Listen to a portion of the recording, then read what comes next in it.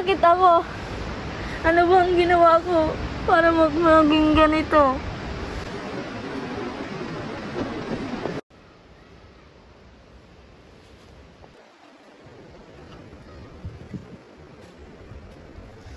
Leslie, mukhang matamlay ka na naman. Anong nangyari? Wala to ate, pagod lang siguro ako. Alam ko kapag may problema ka, Leslie, sabihin mo sa akin yung totoo.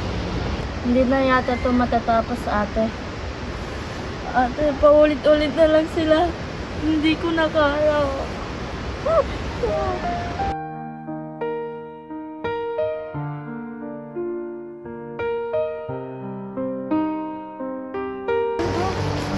Puntahan natin. Leslie, bakit ka mag-isa? At bakit ka tulala? Leslie, huwag mo silang pansin. Alam naman natin na gaano kababa yung mga tao. Sana nga kasing dali lahat ng mga sinasabi mo. Pero parang pati sarili ko hindi ko nakakilala. Tingnan mo pre, pinalagan ko si Blessy ang post ko pero mas lalo siyang nabash. Ang daming nag-like. Oo nga par, parang sobra na yata. Bro, huwag ka nga. Kaya nga tayo nag-enjoy sa social media eh. Diba? Pero pare, nasasaktan na siya. Tama na pa ba to? Hindi na pwede ito. Kailangan natin gawin ang lahat para maprotektahan si Blessy. Sobra na siyang naapektuhan. Kailangan natin mag-report sa school o kaya sa mga magulang nila. Hindi na to biro. Alam mo ba, nakita ko si Marco kanina. Parang nagsisimula na siyang magdadalawang isip, baka pwede natin siyang kausapin. Si Ray ang problema. Siya yung palaging nangunguna. Pero hindi ibig sabihin wala tayong magagawa.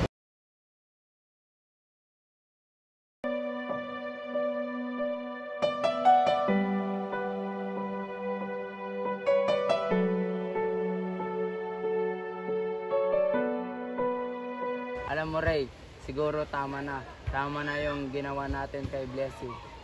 Ka ba? Bigla ka na lang titigil. Nakakatuwa si Blessy eh. Nasasaktan na rin siya dahil sa ito tungkol sa katawaan lang. Kung tayo yung nasa lugar niya, ano kaya ang mararamdaman natin? Problema niya yun, hindi atin. Huwag ka nang magiging soap pare.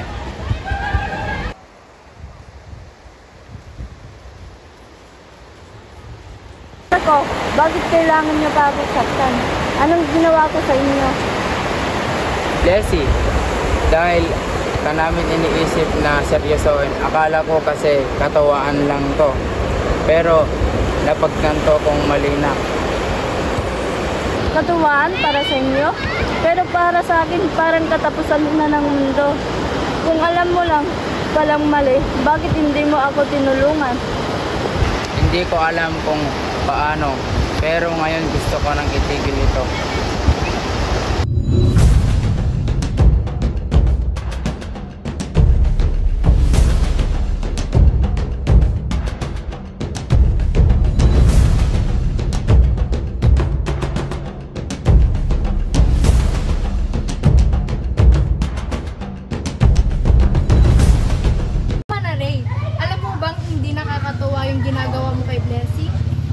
Ito na naman, kayo bakit masyadong sensitive si Blessy?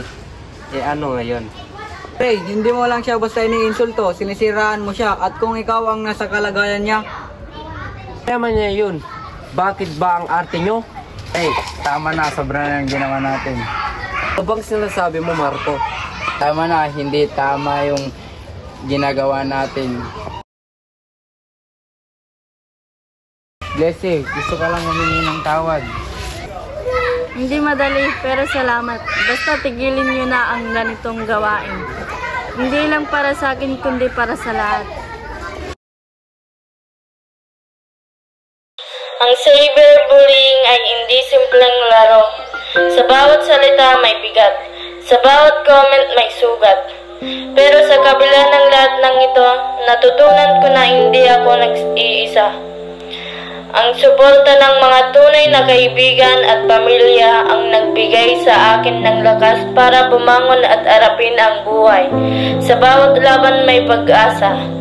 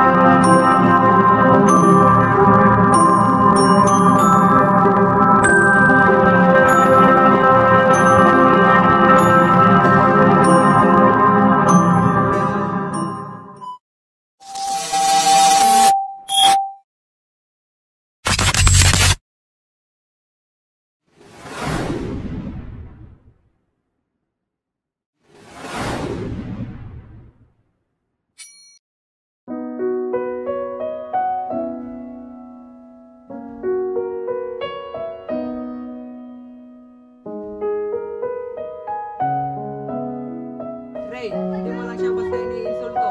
Isira.